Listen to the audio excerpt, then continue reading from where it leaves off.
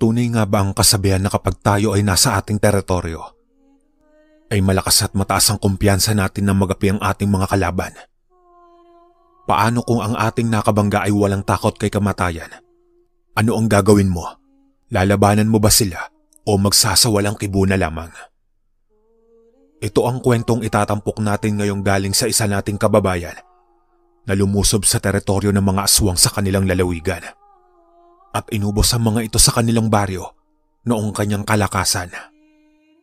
Taong 1967, Hasaan, Misamis Oriental. Noong mga panahong ito ay kasalukuyan ako namumundok sa aming baryo.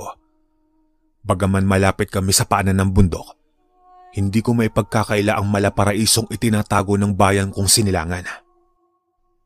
Tawagin na lang po ninyo ako sa pangalan kong Rolando. Panganay ako sa aming magkakapatid at ang sumunod sa akin ay may asawa na.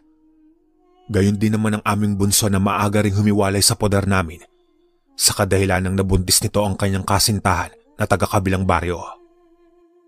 Maayos naman ang buhay ng mga kapatid ko at sa katunayan iisa lang kami ng mga hanap buhay. Kung wala kami sa bundok para mangaso, ay malamang sa malamang naroong kami sa mga lupaing aming sinasaka. Bukod pa riyan ay mayroon din kami mga pananim na punong kahoy sa bundok na maaari namang ibenta sa merkado kapag namumunga na ang mga ito. Wala namang itulak kabigin ang aming mga magulang sa sipag naming pagdating sa trabahong aming kinagisnan. Basta ang kabilin-bilinan ng aming padre de pamilya ay mahalin ang bawat isa at tulungan ko kinakailangan. Dagdag pa ng aking ama na bawat miyembro ng pamilya ay dapat magtulungan at hindi magsiraan o maglamangan lalo na sa mga bagay na temporal. Ang mga bagay na temporal kasi ay madaling maubos at maglaho para sa aking ama. Ngunit ang pagmamahalan at pagtutulungan ay habang buhay na obligasyon. Dahil ako ang panganay sa aming magkakapatid, kung kaya naman sa akin madalas magabilin si Tatay Domeng ng mga bagay-bagay. Dagdag pa nito na kapag nakakaluwag ako sa mga gastusin, lagi ko raw bisitahin ang mga kapatid ko. Sa totoo lang hindi namang kalayuan ang bahay ng mga kapatid ko at sa katunayan ay magkakasunod lang rin ang mga baryo namin. Subalit ayon sa tatay ko, hindi importante kung gaano kalayo o kalapit ang mga kapatid ko. Basta't ang importante sa lahat ay nadadalaw ko ang mga ito. Sa pagdaan pa ng mga araw, nagpatuloy lang ako sa buhay na aking kinagisnan at dahil sa panganay ako sa aming magkakapatid, ako na lang din ang inaasahan ng aking mga magulang. Halos lahat ng aking kinikita sa pagsasaka ay ibinabahagi ko sa aking mga magulang at mga kapatid. Ito naman ay voluntaryo at hindi obligasyon bilang anak o kapatid. At para sa akin walang halaga ang mga bagay na temporal kung wala namang kaming pagmamahalan sa isa't isa. Sa makatuwid sa ganoong paraan ko ipinapakita ang aking suporta sa aming pamilya. Rolando anak, gusto kong malaman mo na natutuwa ako sa mga ipinapakita mong malasakit sa iyong mga kapatid. Sa katunayan nga niyan, kulang na lang ibigay mo na sa amin ng nanay sa inyo mo at mga kapatid mo ang iyong sariling buhay. Nagpapasalamat rin ako sa Diyos at nabiyayaan kami ng isang anak na gaya mo. Magkakasunod na paliwanag ni Tatay Domeng. Ang itay naman, kung makapagsalita parang namamaalam na. Mariin kong tugon at paliwanag. Dagdag pa ng aking ama kalakbay, na dito raw sa aming lalawigan ay nagkalat ang mga aswang na mahigpit na katunggali ng mga nilalang na nasa panig ng kanan. Gayunpaman ay hindi ko naman kinatatakutan ng mga demonyong iyon. At kung hindi po ninyo na itatanong, nahahanay ang aking angkan sa mga talisman o antingero. Dahil dito sa aming lalawigan noong nabubuhay pa ang Lolo Jimmy, kilala itong manunugis ng mga nilalang na nasa panig ng kaliwa. Kaya naman ang aspetong ito rin ang kinatatakutan ng aking ama na baka isa sa aming magkakapatid ang buweltahan ng kaanak na mga pinatay ni Lolo. Hindi na rin bago sa akin ang mga usaping kababalaghan at misteryong dulot ng mga aswang. Pero habang lumilipas ang mga araw, ay laking gulat ko nang hiyakatin ako ni Tatay Domeng na magtanga ng isang pananggalang. Halos 5 klase ng malalakas na mutya ang ipinagkaloob nito sa akin, kasama ang medalyon ng Infinito Diyos. Dagdag pa ng aking ama na malaki raw ang maitutulong nito sa pang-araw-araw kong buhay. Lalo pa nga at madalas akong mangaso at magsaka sa bundok na malapit sa aming baryo. Hindi naman ako tumanggi sa kagustuhan ng aking ama ng araw na iyon. Batid ko kasing kapakanan ko lang ang iniisip ng aking mga magulang. Samantalang ang mga kapatid ko naman ay walang kainti-interes sa mga klase ng pananggalang noong mga panahong ito. Ayon pa kay Roy ang sumunod sa akin mga kalakbay. Mas tiwala pa raw siya sa kanyang pisikal na lakas kaysa sa mga mutya o agimat. Dismayado man ang aking ama sa ganitong pananaw ng kapatid ko, pero wala siyang magagawa kundi ang tanggapin ito. Ayon kasi sa aming mga ninuno, na ang pamilya namin ay may sinusunod na patakaran sa pagtatanga ng mga kalasag na ipinasa sa aking mga lolo at ngayon ay sa aking ama naman. Na hindi pwedeng ipilit ang mga pananggalang sa isang miyembro ng pamilya, lalo na kung hindi ito bukal sa kanilang kalooban. Kung ipapasa raw kasi ang isang kalasag na mutya, bertud o agimat, kailangan daw na bukal ito sa puso ng taong papasahan. Dagdag pa ng aking ama na kung hindi bukal sa puso ng taong papasahan ang mga pananggalang, ay maaari itong mawalan ng bisa at saysay. Rolando anak, pag-ingatan mo sana ang mga ibinigay kong kalasag at ipapasa mo rin yan sa iyong magiging anak balang araw. Pakainin mo sana ng dasal ang iyong medalyon sa tamang oras at araw. Ang mga tangan mo namang mutya ay pwede mo ring hugasan sa isang umaagos na sapa upang mawala ang mga negatibong enerhiya na hinigop nito mula sa mga kalaban. Magkakasunod na paliwanag at paalala ng aking ama. Tumangon naman ako bilang pagsang-ayon sa mga tinura ng aking ama at sapat na rin sa akin na malaman ang tamang proseso para mapanatili ang pagiging dalisay ng mga kalasag na tinatangan ko. Sa pagdaan pa ng mga araw kalakbay, laking gulat ko nang sabihin ni Romy na hindi na raw sasama sa amin si Roy para mangaso at magsaka sa bundok. Akala ko noon na may pinagdadaanan lang ang kapatid kong iyon. Subalit laking gulat ko nang maglahad si Romy ng isang usapin nang hindi ko inaasahan at gumulat sa aking wisyo. Hindi ko alam pero sa mga oras na iyon habang naglalakad kami sa bundok, tila parang kumakalas ang wisyo ko sa katawan. Dagdag pa ni Romy sa akin noong huli nitong masilayan si Roy, tila natutuyot ang katawan nito. Ayon pa sa kapatid kong iyon, tila may ginagawang hindi magandang angkan ng asawa nito sa aming kapatid. Inakala ko noon na maayos ang buhay ni Roy sa piling ni Romina at sa angkan nito dahil sa magaganda nitong kwento galing sa kanyang bibig. Subalit nagkamali ako nang ipinahayag ni Romy ang mga bagay-bagay tungkol sa kapatid naming iyon. Kaya naman nagdesisyon akong umuwi na lamang kami ng maaga kahit wala pa kaming nahuhuling ligaw na hayop sa gubat. Sumang-ayon naman si Romy sa aking nais mga kalakbay. At kasabay nito inihayag ko sa aking kapatid na pupuntahan namin si Roy pagbaba namin ng bundok. Bilang panganay labis kong inaalala ang kalagayan ng aking kapatid sa angkan nila Romina. Sa tuluyang pagbaba namin ng bundok ni Romy, nasilayan ko pa ang tatay Domeng na abala sa pagsisibak ng kahoy. At ang inay Seni ko naman noon ay abala rin sa pagluluto ng pagkain para sa aming tanghalian. O ang aga nyo naman bumaba sa bundok, may problema ba Rolando? Tila balisa ka at ano bang gumugulo sa isipan mo? Magkasunod na tanong ni Itay Domeng. Ano po kasi Itay? Si Juan po kasi si Roy. Tila hindi raw maganda ang lagay sa poder nila Romina. Pautal-utal kong paliwanag. Bakit na paano si Roy? Magsalita nga kayong magkapatid. Para kasing wala kayo sa inyong mga wisyo. Mariinggit ng aming ama. Dahil sa pangyayaring iyon ay inilihad ni Romy ang kanya nasaksihan noong huli nitong nasilayan ng kapatid namin. Ayon pa rito ang dating maskuladong katawan ni Roy ay tila natutuyot sa hindi maipaliwanag na kadahilanan. Kung kaya naman nagdesisyon ng aking ama na puntahan ang kapatid ni Lolo Jimmy upang isangguni rito ang kababalaghang nangyayari kay Roy. Habang ang aking ina naman ay walang kamuwang-muwang sa kung ano ang mga nangyayari sa kanyang anak. Naghabilin rin ang aking ama na kahit ano pa man ang mangyari huwag muna naming sabihin kay Inay Seni ang tungkol sa kinaharap na problema ng aming kapatid. Ilang minuto pa ang lumipas. Nagpasya akong sundan ang aking ama At habang binabagtas ko ang daan papunta kina Lolo Carpio, ay nakasalubong ko naman si Romina.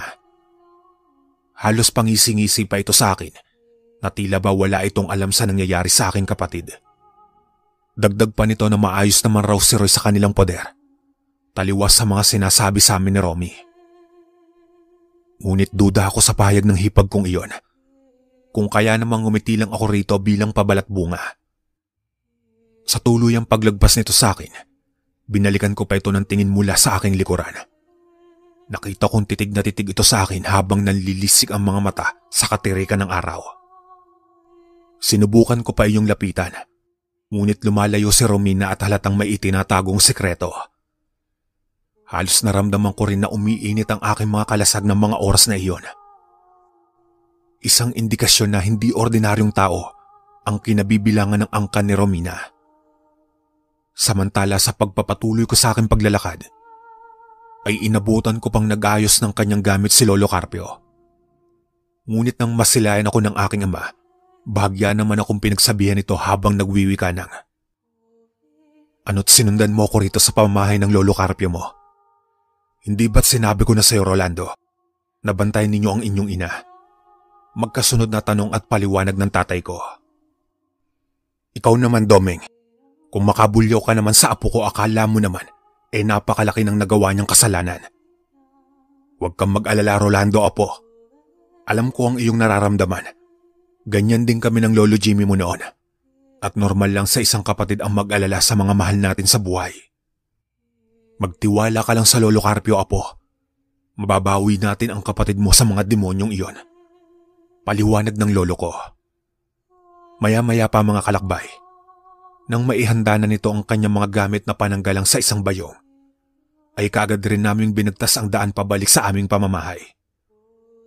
Habang nasa daan na kami, sinisisi ng Lolo Carpio ang aking ama, at ayon rito bilang padre de pamilya ng aming angkan, dapat raw ay kinikilala nito ang aasawahin ng kanyang mga anak. Ayon pa sa Lolo Carpio, marami nagkalat na bangkilan sa aming lalawigan na kapwa sakit sa ulo ng mga Bertudes, magmumutya at antingero. Magmula raw noong mga nagdaang dekada, karamihan daw sa mga nilalang na iyon ay pawang magagandang dalaga, ngunit nagiging mabangis na baboy ramo tuwing gabi. Ito raw kasi ang paraan ng mga bangkilan na aswang para maipagpatuloy ng mga ito ang kanilang salinlahi. Halos inaakit ng mga nilalang na ito ang mga kalalakihan na kanilang ninanais para sa kanilang binhi. Kung kaya naman pala tama lang din ang aking naging desisyon na magtanga ng mga kalasag. Sa pagtungtong namin sa aming bakuran, nasilayan ko ang aking ina na nakakunot ang noo at titig na titig sa aking ama. Habang si Romy naman noon ay nakayuko lang habang nananatiling walang imik. Dahil sa aking mga nasilayan kalakbay, ay napagtanto kong alam na ng ina ang nangyayari kay Roy sa poder ng asawa nito. Kung kaya naman ang tuluyan ng lumapit si Inay Seni sa amin, isang malutong na sampal ang tinamo ng tatay ko.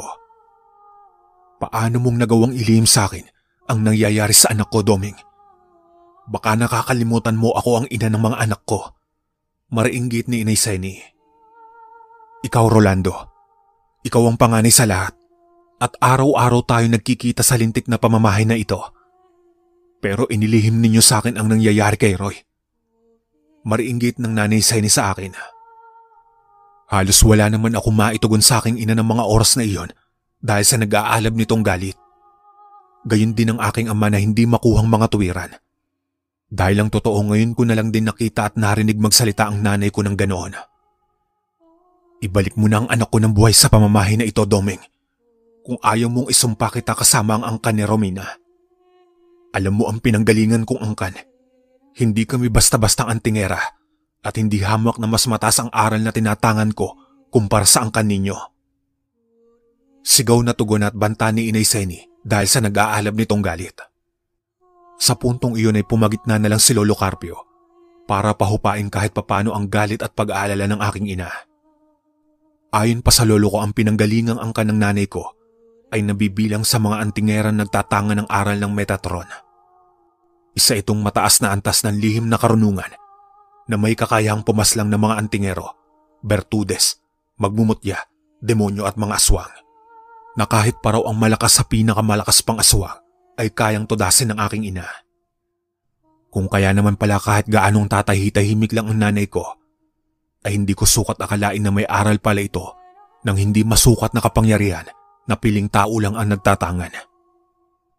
Sa pagdaan pa ng mga araw kalakbay, ako, si Romy at Tatay Doming muna ang pumunta sa pamamahay nila Romina upang tignan ang kalagayan ni Roy. Subalit pagdating namin sa lugar na iyon, ay nasilayan namin si Roy na tulala at balisa habang nakatingin sa kawalan. Kapansin-pansin rin ang kulubot nitong balat at parang mabilis tumanda ng 10 taon. Pilit namin itong kinakausap, ngunit nakatingin lang ito sa amin. Habang nananatiling walang imik, na para bang hindi niya kami kakilala. Habang si Mang Dolpo naman noon pangisi-ngisi lang na nakatingin sa amin gayon din sa Romina. Bala Dolpo, iuuwi ko na muna ang anak kong si Roy para maipasuri sa albularyo. Mariinggit ni Tatay Doming. Ikaw ang bahala, Balae. Kung sasama sa inyo si Roy, walang problema yan. Iyon naman ay kung sasama lang, pero kung hindi, wag natin siyang pilitin dahil asawa siya ng anak ko. Mariing tugon at paliwanag ni Mang Dolpo. Sa puntong iyon mga kalakbay, ay ginawa namin ang lahat para makumbinsing sumama si Roy sa amin pabalik ng aming pamamahay. Ngunit napansin ko na wala sa wisyo ang aking kapatid at tila may kung anong mahika ang nagmamanipula rito na hindi ko maintindihan. Dahil sa mga pangyayaring iyon ay wala kaming nagawa, kundi ang ipaubaya muna sa angkan ni Romina ang kapatid ko. Samantala sa pagbagtas namin ng daan, batid ng aking ama na magwawala ang aking ina at maaaring sumabog sa galit anumang oras. Makalipas pa ang ilang minuto ay narating na namin ang aming pamamahay. At gaya ng inaasahan ko, ay sumabog ang kinikimkim na galit ng aking ina. Lalo pa nga at hindi namin kasama si Roy ng mga sandaling iyon. Kung kaya naman napabulalas ng salita ang aking ina at nagwika ng, "Kung hindi mo rin lang kayang ibalik ang anak kong si Roy sa pamamahay na ito, ako na ang gagawa ng paraan. Ipapakita ko sa iyo ang mataas na antas na aral ng isang antingera, Doming, mula sa angkan ng mga Metatron." Mariing tugon ni Inay Seni. Dahil sa mga narinig ng aking ama kalakbay, ay tila nanlate ito sa tinatangan niyang lihim na karunungan ng Infinito Diyos. Ngunit ayon kay Lolo Carpio, ganoon daw ang mga ina pagdating sa kapakanan ng kanilang mga anak, na tila handa silang pumaslang at mapaslang para sa kaikabubuti ng kanilang mga anak. Dagdag pa ng Nanay Seni na sa mga susunod na pagbilog ng buwan, kasama ang buo naming angkan, ay pupuntahan namin ang teritoryo nila Romina. Sa paglipas ng mga araw kalakbay, ay dumating sa aming pamamahay ang angkan ng nanay ko at mga kapatid nito kasama ang Lolo Tasio at Lola Basyang. Halos nagtipon-tipon ng mga ito sa mahabang lamesa habang nagpapalitan ng mga kuro-kuro sa kung papaano namin babawiin si Roy sa angkan ng mga bangkilan na aswang. Ayon pa sa Lolo Tasio, maaaring ang iniharap na nilalang sa amin ng ama ni Romina ay hindi ang kapatid ko. Kung kaya naman hindi namin ito nahikayat na sumama pabalik sa aming pamamahay, marahil ay isa iyong bangkilan na ginaya ang wangis ni Roy. Dagdag pa ng lolo ko na ang mga bangkilan ay kalimitang itinatago ang kanilang biktima hanggang sa mahinog ang binhi ng mga ito sa katawan ng tao. Sa pagtalikod ng araw sa kalupaan at sumilay sa kalangitan ang bilog at maliwanag na buwan, isang indikasyon ito na dumating na ang oras para bawiin si Roy sa poder nila Mang Dolpo. Bago kami umalis ng pamamahay, ay pinagsama ni Lolo Carpio at Tasio ang kanilang pananggalang na aral. Halos lahat kami ay nilagyan ng bakod ng mga ito sa aming mga katawan, mga malalakas na aral ng buhay na salita at kabal. Ayon pa sa mga lolo ko mga kalakbay, ay si Nanay Seni lang ang may karapatang bumawi sa aking kapatid at ang iba sa amin ay mananatili lang na nakaalalay sa gagawin ng aking ina. Pagdating namin sa teritoryo ng mga bangkilan, ay kagad kaming sinalubong ni Romina at hinarap nito ang aking ina sabay tanong nang, "Kamusta po kayo, Inay Seni? Ano po bang maipaglilingkod ko sa inyong lahat?" Bating patanong ni Romina. "Nasaan si Roy? Noong ginusto ka ng anak ko, wala kang narinig na pagtutol sa amin. Kahit ramdam kong may dumadaloy na dugong aswang sa katawan mo, Romina." Pero ang taniman ninyo ng binhi si Roy bilang bagong yanggaw na bangkilan ay hindi ko mapahihintulutan kailanman. Kaya ilabas ninyo ang anak ko. Wika ng aking ina. Balain naman, dahan-dahan ka naman sa pagsasalita. Wala kaming ginagawang masama sa anak mong si Roy. Ayun siya tignan mo. Mariinggit ni Mang Dolpo. Sabay turo sa akin na roroonan ng kapatid ko habang namumula ang mga mata at nakangisi sa aming lahat na parang demonyo. Sa pagtayo ni Roy sa upuan nito, ay napansin kong mahigpit ang hawak ng kaliwang kamay nito sa sundang na kanyang tinatangan. Ngunit laking gulat ko nang pumorma ito ng pasugod sa aking ina, kung kaya nabahala ako at sa paghakbang ko pinigilan ako ni Lolo Tasio at nagwika ng, Rolando, manatili ka lang sa iyong kinatatayuan. Alam ng Nanay Seni mo ang kanyang ginagawa. Magtiwala ka lang sa kanya, mababawi natin ang kapatid mo. Mariinggit ni Lolo Tasio. 3 hakbang mula sa kinatatayuan ko, Dolpo. Totodasin ko ang nilalang na yan sa harapan mo. Angkan sa angkan hindi kami aalis dito hanggat hindi namin nababawi ang anak ko kahit ikamatay ko pa. Tandaan mo, Balae, ina ako kaya hindi ako malilinlang. 9 na buwang kong dinala sa sinapupunan ko si Roy. Kaya kilala ko ang anak ko at hindi siya kaliwete. Tugon ng aking inay Seni. Samantala sa paglapit ng nilalang na kamukha ni Roy sa nanay ko kalakbay, ay inundayan nito ng saksak ang aking ina. Ngunit nanatili lang itong nakatayo at hindi umubra ang tanga nitong sundang. Marahil ay dahil iyon sa mataas na aral ng kabalat Metatron. Kaya naman ang maagaw ng aking ina ang sundang ng nilalang na iyon, ay itinusok nito sa lupa ang sundang. Hanggang sa ilang segundo pa ang lumipas gamit ang kaliwang kamay ni Inay Seni, ay sinakal ng aking ina ang nilalang at gamit naman ang daliri nitong hintuturo sa kanan. Halos walang pagdadalawang isip na itinusok ito sa noon ng kamukha ni Roy habang umuusal ng buhay na salita ng Metatron. Dahil sa mga pangyayaring iyon ay biglang nataranta ang kanibang Dolpo at sabay-sabay itong dumakot ng lupa. Halos magkakasabay isinubo ng mga iyon ang lupa sa kanilang mga bibig habang nagpapalit anyo bilang mga bangkilan. Mga nasa anyong baboy ramo ang mga ito na hindi pangkaraniwan ang mga sukat at taas. Samantalang sa aming angkan naman, ay paisa-isang naglaho ang mga kapatid ng Nanay Seni, lolo at lola ko, gamit ang kanilang mga sabulag. Habang kami ng tatay ko noon ay nakipagsabayan na rin sa mga aswang, tanga ng dala namin mga sundang. Halos angkan sa angkan ang naging labanan. Wala kaming ititirang buhay sa mga iyon ayon sa habilin ng Lola Basyang. Sa tumataas na tensyon sa pagitan ng aming mga angkan, ay napansin kong paisa-isang sumasubasob sa lupa ang mga baboy ramo. Halos nanlaki rin ang aking mga mata nang makita ko ang totoong wangis ng tinodas ni Inay Seni na isang ang bangkilan. Sa kabilang dako naman hindi tinatantanan ni Inay Seni si Mang Dolpo hanggat hindi ito sumusubasob sa lupa. Gayon din si Romina na hindi pinatawad ng nanay ko gamit ang pamako ng Metatron at sumubasob sa lupa ang asawa ni Roy.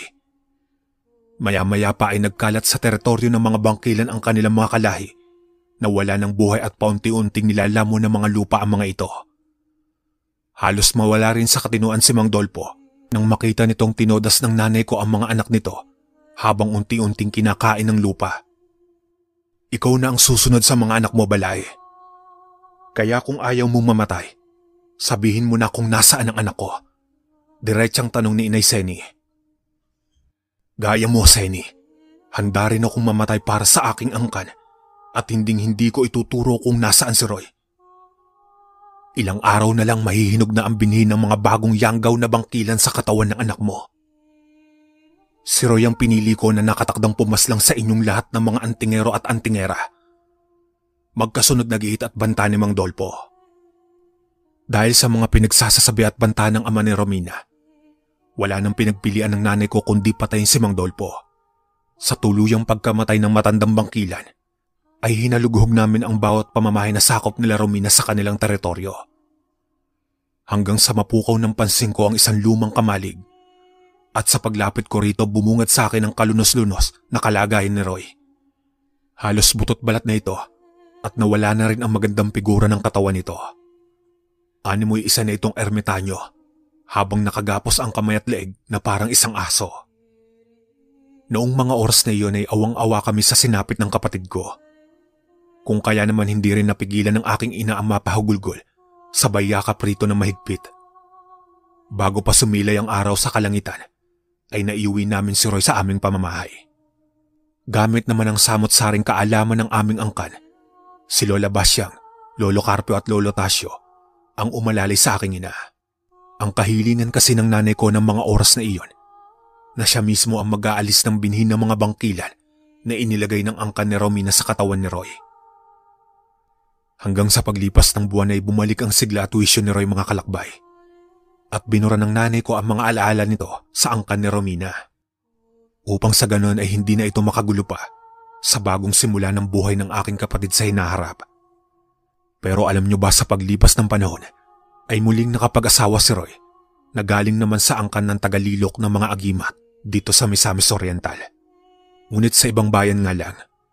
Habang ako naman ay nagkaroon na rin ng sarili kong pamilya. Pero hindi naman ako lumayo sa poder ng aking mga magulang. Magmula nga noon ay inaral ko na rin ang buhay ng kataga ng aking ina sa pagiging antingera ng Metatron na may natatanging karunungan na kayang mag-alis ng binhi ng mga aswang. Hanggang dito na lang po ang aking kwento, mga kalakbay. Maraming salamat.